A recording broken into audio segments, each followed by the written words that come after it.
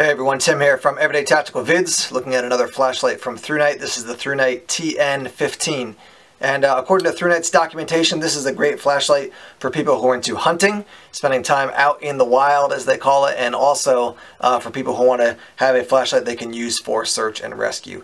So it's going to be kind of similar in some of the features to some of the other lights like the TN11S V2 that we also looked at here on Everyday Tactical Vids, but there are some features that make it different that I think will maybe give you a little bit of an advantage if you are going to be outdoors for a long time hunting, or if you want to have a good light for search and rescue. Let's talk through some of the specs, and then we'll show you some of the details up close, and then we'll show you what it looks like in use.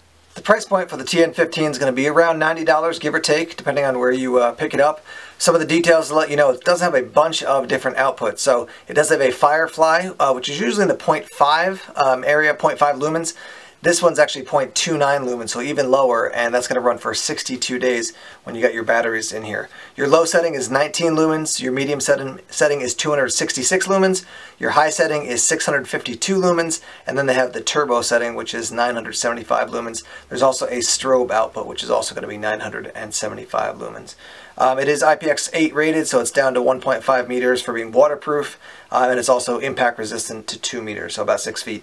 Let's just do a quick measurement here for you. From end to end, you're looking at about 10 inches, and then it's got a standard 1 meter diameter for this tube section of the light, and then across the front of the bezel here, we're talking about almost exactly 2 inches. Here's a look at everything that comes in the box. Obviously your flashlight, you're going to get a holster, which does have an open bottom there, just as an FYI. Some extra O-rings, some pressure cap replacements.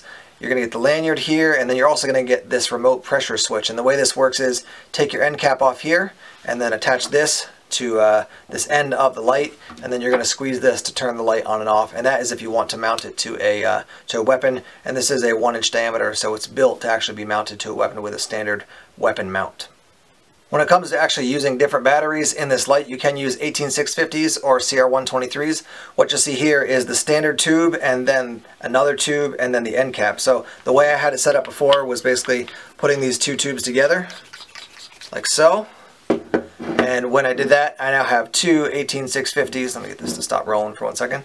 I have two 18650s, so one here and one here. What you can do is remove this tube, put the end cap on here, and run one 18650. You can also run two CR123s, or if you take all the 18650s out, obviously 1, 2, 3, 4 CR123s to set up this light, however you want to set it up. Here's what it looks like in the holster. Obviously with this second tube on, it's going to run quite a bit down past the end of the holster. Let me give you a quick measurement for that. So when you have the two tubes on, it's going to stick out about 4.5 inches. I will show you in 1 second with the end cap on here. It's obviously notably shorter, but it does still stick out beyond the holster. On the back side, you can see we've got a snap there. So unsnap that, and then you got your hook and loop closure. And then if you want to run it straight through a belt, this section is sewn in, so you can do that as well. Here's a look at the light with just one tube with an 18650 in there, and then your end cap, and that's only going to stick out basically a little bit less than 2 inches, about 1 inch and 3/4, I would say. So certainly less obtrusive with that extra distance that's coming out, probably about this much when you have that extra tube on, but still is going to stick out beyond the bottom of the holster there. Here's a look at your remote pressure switch, and you can see down here on the end we have these 3 circles, and any one of them you squeeze is going to turn on the light. You can squeeze all of them at once, doesn't really matter, but you have 3 different options when it comes to how you want to turn the light on.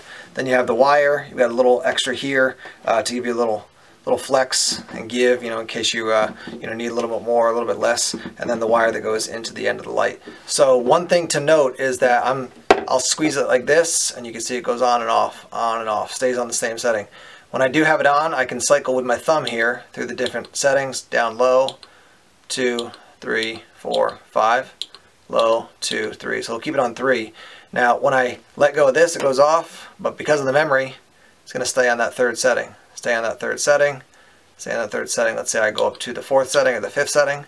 Again, turn it off, high, turbo.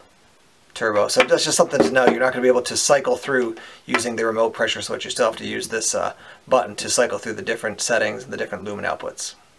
Here's something I wanted to point out, is just the size of the head of the light. We do have a pretty aggressive bezel there, so you can use that in a self-defense or a tactical situation.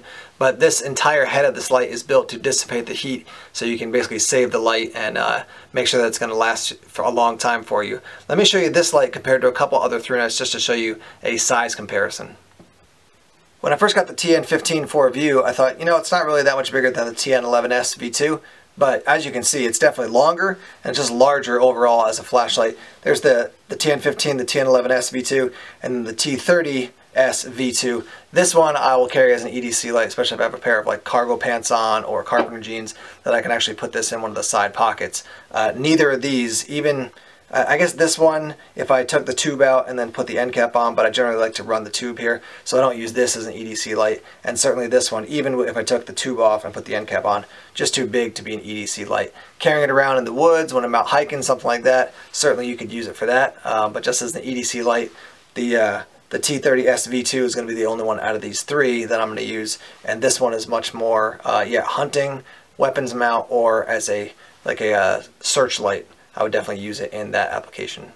I'm out here in the woods behind my house now, and what we're going to be doing is testing this light basically through the woods, checking out, looking back toward my house, and then also looking off into the woods. They said this is good for hunting, you know, so we're going to actually see what it's like in a wilderness setting. I do have it on the lowest setting right in front of me now, and I'll shine this on my hand. You can see what that looks like. So it does give you enough light to, you know, see my hand. There's my wedding ring. When I'm shining it at the ground in front of me, you really can't see anything. So let's go to the second setting, and you can start to pick up that tree that's right in front of us is about 12 feet away. There's the third setting. You can see the corner. There's the shed right there. There's the corner of the shed. And that's going to be about 20 feet away. And then we'll go to the next setting up. You can start to see off in the distance there. There's actually two large trees off there. The first one, the one on the, not the one right in front of me here, but off in the distance there, the one on the right is about at probably 60 feet, and the next one's at 75 feet. And I'll put this on the highest setting. Let me zoom in there just to show you what that looks like. So you can definitely see that largest tree off in the distance at 75 feet quite effectively. And let me shine it at the back of the shed here. You can see what that looks like. I got my compost bin here. And now we're going to go shine it off into the woods and see what that actually looks like. So I've turned the camera, I'm looking in the opposite direction off into the woods, and I'm actually looking directly at a rock formation that's at about probably 90 feet away. And this is on the lowest setting, can't see anything. There's the second setting, you can see that tree that's about 10 feet in front of me. There's the next setting, you can start to see a little bit into the distance. The next setting, you can actually see some of the rock formation off there in the distance there. And then let me give you the highest. And now you can see basically the branch that's going at that 45-degree angle. Behind that there's a rock formation, so you can definitely see off, you know, almost 100 feet pretty quickly, pretty easily. There's a little bit of a path right here heading off into the woods.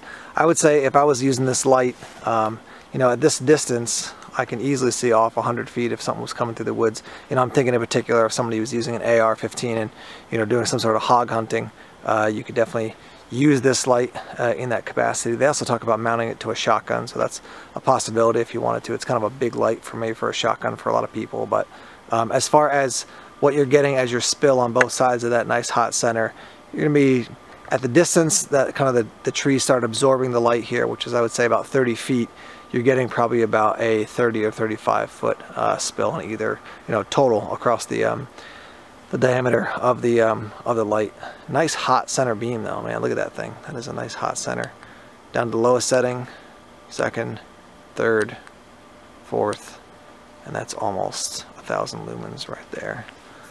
And again, I'll show you off in the distance there, that rock formation you can see. And we'll zoom in again. So yeah, as far as a searchlight, I'd be very comfortable using this.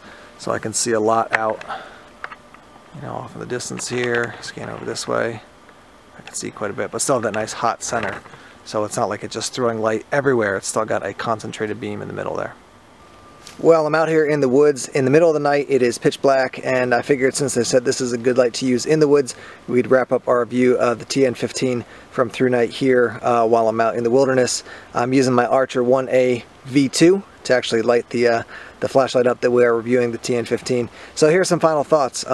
Overall, like some of the other lights, I do like the fact there's a variety of configurations. So this longer configuration, a shorter one, multiple batteries, meaning 2, maybe using 4. So just a lot of different options. I like that that's a possibility with this light. I do like this as a searchlight. It's making me actually think, you know, do I want to put this in my car as opposed to some other lights that I've been using for kind of those, you know, helping somebody out. It was on the side of the road, fix a flat tire, or maybe, you know, going into a situation where I need to find something. I've been using some other lights. I think I may put this in my car to be using this as my searchlight. Mounting it on an AR-15, a shotgun, I haven't actually done that, but it sounds like they're recommending that as a possible use, so maybe in the future I'll do that and report into you.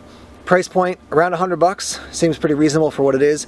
I can't speak to the long-term use of this light at this point, but I can tell you so far it has been durable.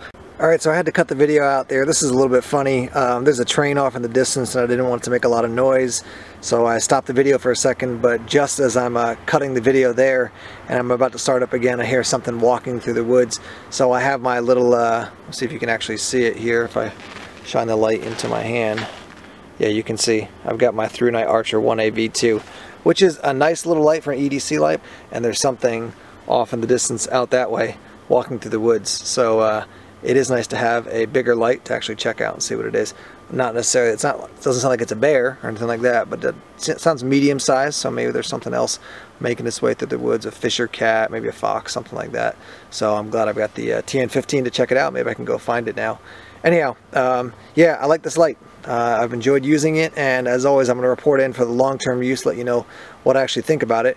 But yeah, it's functioned well, and I have noticed that when I have had it on the highest setting, almost 1,000 lumens there, it does get quite warm in this area here, but then once again it's built to dissipate that heat, so it's not going to fry out your light or your battery too quickly, so that's a plus.